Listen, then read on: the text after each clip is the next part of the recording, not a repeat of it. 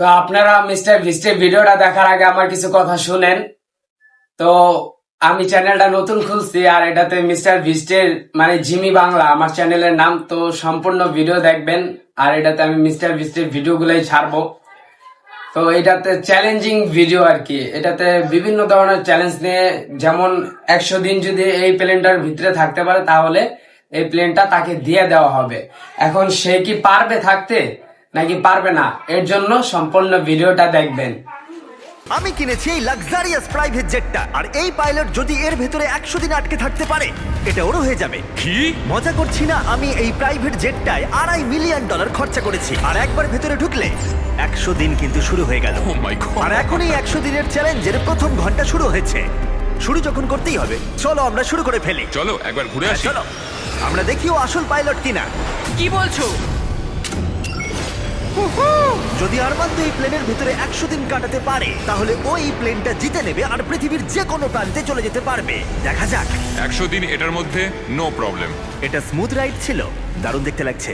দেখা যাক ল্যান্ডটা স্মুথ হয় কিনা। এটা অসাধারণ লাগছে। এটা দারুণ ছিল। তোমার 100 দিনের চ্যালেঞ্জের প্রথম 2 ঘন্টা পেরিয়ে গেছে, কিন্তু যদি তোমার শরীরের কোনো অংশ এই প্লেনের বাইরে টাচ করে তাহলে এই ভিডিওটা শেষ হয়ে যাবে আর তুমি এই প্লেনটা হারাবে। মাটি ছোঁয়া যাবে না। Good luck. দেখা হচ্ছে তাহলে। তাহলে দেখা যাক আরমান্দ এই প্রাইভেট জেটটা জিততে পারে কিনা। এবার আমি কি করব? এটা হচ্ছে আমার অফিস আর এটা হচ্ছে আমার ডাইনিং রুম। এবার আপনাদের ঘুরিয়ে দেখাই। এটা হলো বেডরুম, এখানেই আমি পরবর্তী 3 মাসের জন্য ঘুমোবো। এখানে রান্নাঘর তো নেই, কিন্তু একটা মাইক্রোওয়েভ আছে আর একটা পেটি আছে, ক্যান মিটে ভর্তি। এখানে চান করার জায়গাও নেই। এটাই সবচেয়ে চ্যালেঞ্জিং। ও কিন্তু ভুল বলছে না, কারণ এটা একটা বিশ্বমানের প্রাইভেট জেট।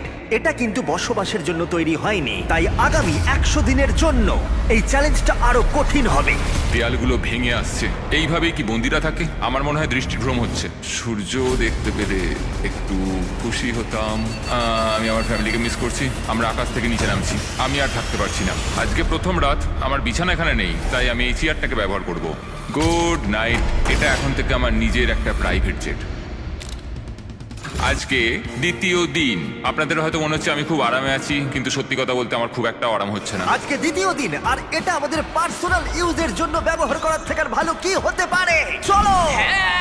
আমি আর ছেলেরা ভাবছিলাম তুমি আমাদের নিউ ইয়ারকে একটা হকি গেম দেখতে নিয়ে যাবে। চলো যাওয়া যাক। তুমি যেতে পারো ভাই, আমরা তোমাকে টিকিট দেবো। এটা কোনো ট্রিক নয় তো? এরা প্লেন থেকে নামলে তুমি হেরে যাবে, কিন্তু তুমি গেম দেখতে যেতে পারো। ঠিক আছে, হ্যাঁ, চলো। মানে তাই ও আমাদের হকি গেম দেখতে নিয়ে গেল, কিন্তু যখন আমরা ল্যান্ড করলাম, নিয়ে আসার জন্য ধন্যবাদ। আমি গেমটা দেখতে যেতে পারবো না, কারণ আমাকে ভেতরেই থাকতে হবে। ও! আচ্ছা এখন আরমান্দ কি করছে? এরোপ্লেনে যোগব্যায়াম। হ্যাঁ, এই প্রাইভেট জেটে করে হকি খেলা দেখতে যাওয়াটা এতটাই অসাধারণ ছিল, তাই আমি আর ছেলেরা পরের দিনে অন্য একটা প্ল্যান করলাম। আমাদের ফ্লোরিডার মায়ামিতে নিয়ে যাবে। অবশ্যই নিয়ে যাবো। আর এটাই এই প্রাইভেট জেটের মালিক হওয়ার বিশেষত্ব, কারণ আমরা যা খুশি তাই করতে পারি। ঠিক আছে টিম, ওয়েলকাম টু মায়ামি। চলো সবাই মিলে একটু মজা করা যাক। পরে দেখা হচ্ছে। আমার সত্যিই ভালো লাগছে যে ওরা এই জেটটাকে ইউজ করছে। আরো ভালো লাগতো যদি আমি আমার স্ত্রী আর মেয়ের সাথে কথা বলতে পারতাম। আমাকে আরো 96 দিন এখানে থাকতে হবে। আশা করছি আমি করে নেবো। আজকেই প্রথম দিন যখন আমি সকলকে ছাড়াই প্লেনে থাকছি। আমাকে একটা রুটিন তৈরি করতে হবে। তাই আগামী কয়েকদিন ধরে আরমান্দ এক্সারসাইজ করবে। Crab walk. ও, আমি যতটা ভেবেছিলাম তার থেকেও বেশি খাটতে হচ্ছে আমায়। মাইক্রোওয়েভে রান্না করা,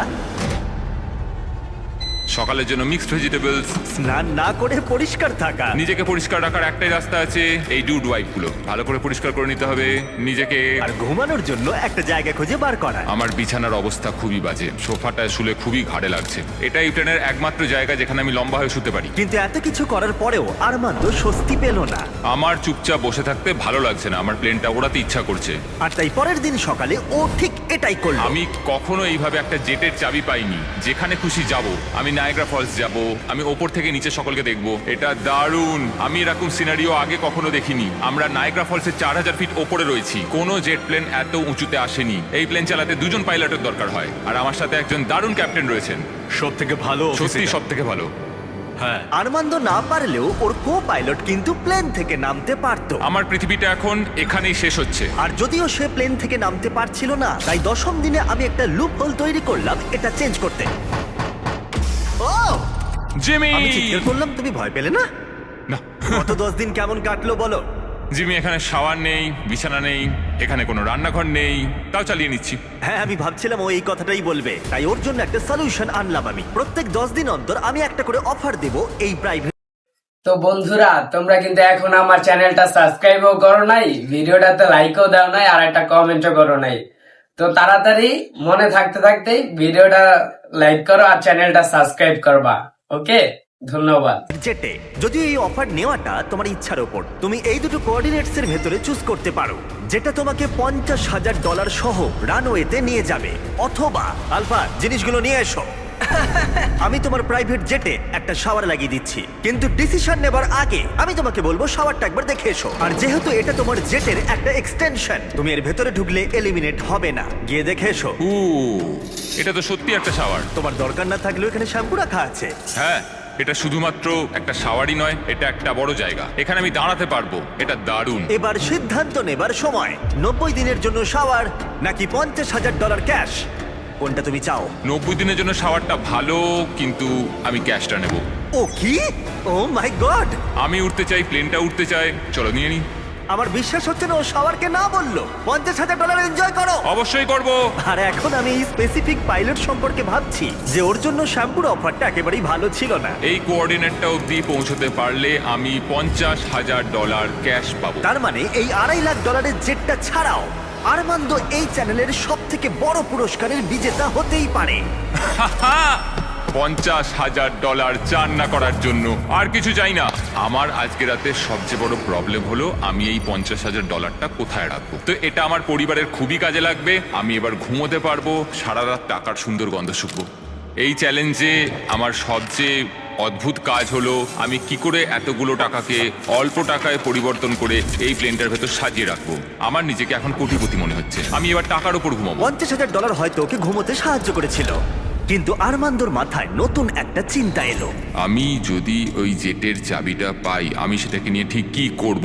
এটাকে আমি বেছে দেবো নাকি এটাকে রেখে দেবো? আরমান্দোর মতো পাইলটের কাছে এই জেটটা জেতা একটা স্বপ্নই বটে, কিন্তু একটা সমস্যা ছিল। আমি একটু হিসেব করে দেখলাম, এই চ্যালেঞ্জটার পর আমাকে যদি প্লেনটা 3 মাসের জন্য রাখতে হয়, হ্যাঙ্গারের জন্য $8,000 খরচ হবে, ইন্স্যুরেন্সের জন্য $10,000, মেইনটেনেন্সের জন্য $30,000। হ্যাঁ, এটা সত্যি যে এই প্রাইভেট জেটটার দাম পরে বেড়ে যেতে পারে। তাই এই ভিডিওতে ও এই $2.5 মিলিয়ন ছাড়াও আরো বেশ কিছু পুরস্কার জেতার সুযোগ পাবে, যেটা শেষে বোঝা যাবে। তাই ও যদি এই জেটটা জিততে পারে, তাহলে ও এটাকে মেনটেন করতে পারবে আর পরিবারের স্বপ্ন পূরণ করতে পারবে। আমি এখন বসে বসে ভাবছি আমার পরিবার আর আমার বন্ধু সবাই মিলে এই প্লেনটায় করে দারুণ দারুণ জায়গায় আমরা ঘুরে বেড়াচ্ছি। আমি সেটাই ভাবছি। আমার মনে হচ্ছে আমাকে জিমির থেকে এখন অনেকগুলো টাকা জিততে হবে। আমি এখন এটাই ভাবছি যে মিলিটারি সার্ভিসটা আমায় অনেক কিছুই শিখিয়েছে। ওখানে আমি খুব এক্সাইটেড থাকতাম আর খুব হ্যাপিও থাকতাম, কিন্তু তারপর আমার মোহভঙ্গ হলো আর আমি আমার জীবনকে ঘৃণা করতে শুরু করলাম। তারপর আমি আবার একটা আশার আলো দেখতে পেলাম। 14 দিন হলো এই চ্যালেঞ্জের 2 সপ্তাহ হলো আরমান্দো নিজের মতো থাকার চেষ্টা করছিল। খাবারটা দারুণ হয়েছে। আমি এখন ফিস্টেবল খাচ্ছি। আমি এইভাবেই আমার কাজের হিসেবে রাখছি সারাদিনের। এই কাজগুলো আমি এখনো করে উঠতে পারিনি, তো আমি এগুলোকে এদিক থেকে ওদিকে রেখে দিলাম। কিন্তু এভাবে থাকার পরেও 100 দিন অনেকটাই দূরে ছিল, কারণ তার ঘুমের অবস্থার এতটুকু উন্নতি হচ্ছিল না, কিছুতেই না। আমি বুঝতে পারছি না আমি বিনা কষ্টে কি করে এখানে ঘুমোতে পারবো। এটা উঁচু নিচু উঁচু নিচু। জীবনে এই প্রথমবার আমার শরীর আমাকে নিয়ে সুখী নয়। আমি ওয়ার্কআউটও করতে পারছি না, পেটটাও খুব একটা ভালো নেই। বুঝতে পারছি না রাতে ঘুমোতে পারবো কিনা। গত রাতে আমি সোফাতে শুয়েছিলাম, একটুও ঘুম আসেনি। এই মাঝেরটাতে আমি বুঝতে পারছি না কি করব। জিমি কালকে কি অফার করবে আমি জানি না, কিন্তু আমার একটা বিছানা দরকার। আরমান্দোর জন্য একটা পারফেক্ট অফার ছিল, কিন্তু যেহেতু আমি একটা ভিডিও বানাচ্ছিলাম যেখানে আমি অনেক খাবার গিভ অ্যাওয়ে করছিলাম, তাই ওকে আমার কাছে আসতে হয়েছিল। চলো যাওয়া যাক। আর ওকে ফ্লাইটের জন্য ধন্যবাদ জানাতে আমি ওর জন্য স্পেশাল খাবার নিয়ে এলাম। যেহেতু আমরা ফিলাডেলফিয়ায়, তাই কিছু ফিলি চিজ স্টিক্স নিয়ে এলাম। নর্থ ক্যারোলিনার ফ্লাইট কতক্ষণের? 48 মিনিট। ও তাই নাকি? এই প্রাইভেট জেটটা কিন্তু দারুণ। আগামীকাল চ্যালেঞ্জের 20তম দিন। সময় চলে যাচ্ছে। চলো এবার যাওয়া যাক। চলো যাওয়া যাক। সাধারণত 20তম দিনে আমার অফার থাকে, কিন্তু ওকে সম্মান জানাতে আরমান্দোর ঘুমের জন্য আমরা এই ব্যবস্থাটা করলাম। তোমার 20তম দিনের অফারটা হলো এই কাস্টম ইনফ্ল্যাটেবল বেড, যেটা এই প্লেনের জন্য তৈরি। অথবা আমি তোমাকে কোঅর্ডিনেটস দেব। পৃথিবীর কোনো এক প্রান্তে একটা রহস্যময় বাক্স লুকানো আছে, আর যার ভিতরে যে কোনো কিছু থাকতে পারে। তাতে $2.5 লাখ থাকতে পারে, অথবা একটা টেসলা, যেটার দাম কিন্তু এই জেটের থেকেও বেশি। ও ভাই, আগামীকাল তোমার সিদ্ধান্ত আমরা জানবো, তাই ওকে আমরা সেই রাতে বিদায় জানালাম। ও হয়তো বেডটা ট্রাই করবে, কিন্তু আমরা ভাবিনি যে ও চিজ স্টিক স্যান্ডউইচ নিয়ে ঘুমাবে। সত্যি কথা বলতে ওর ঘুমের বড্ড দরকার ছিল। এই ছিল প্রথম রাত যখন আমি ভালোভাবে এই প্লেনের ভেতর ঘুমোতে পারলাম। দেখা যাক ওই ইনফ্ল্যাটেবল বেডটাকে বেছে নেয় নাকি এই রহস্যময় বাক্স, যেটার মূল্য কিন্তু আসলে প্রায় $2.5 লাখ। নক নক, ভেতরে কেউ আছে? ভেতরে এসো, তোমাদেরকে স্বাগত। আজকে 20তম দিন। ইয়ে, প্লিজ ভেতরে এসো আর আমার বাকি রুমগুলোকেও ঠিক আছে। দেখো। সত্যি বল, হ্যাঁ। তোমার ঘুম কেমন হলো? মনে হচ্ছিল মেঘের কোলে ঘুমিয়ে পড়েছি। তোমার কি মনে হয় এই বেডটা তোমার জেতার সম্ভাবনা অনেকটাই বাড়িয়ে দেবে নাকি না? আমি বুঝতে পেরেছি এটা থাকলে আমি এটা করতে পারবো। কিন্তু অন্যদিকে আছে একটা র্যান্ডম কোঅর্ডিনেটস, যেখানে আছে পৃথিবীর যে কোনো প্রান্তে একটা রহস্যময় বাক্স। এটা আমার কাছে সত্যি একটা প্রয়োজনীয় জিনিস। আমি যদি ঠিকঠাক ঘুমোতেই না পারি তাহলে আমি প্লেনটা চালাবো কিভাবে? তুমি কি বেছে নেবে এই ইনফ্ল্যাটেবল বেডটাকে, নাকি অসাধারণ একটা বিশাল রহস্যময় উপহার? যেহেতু আমি অনেকদিন থাকবো, আমি চুজ করছি এই বিছানাটাকে, বেডটা? যাতে 100 দিন কমপ্লিট করতে সত্যি? পারি। রহস্যময় বাক্সের ভিতরে তা এখন বন্ধুরা তোমরা বলো যে এই মিস্টার বিস্টের যেই বাক্সটার কথা বলছিল ওইটার ভিতরে কি থাকতে পারে, গাড়ি নাকি অন্য কিছু? দেখি তোমরা কমেন্ট করো, দেখি কারটা হয়। আর পরবর্তী ভিডিওর পার্টের জন্য অপেক্ষা করো। ধন্যবাদ।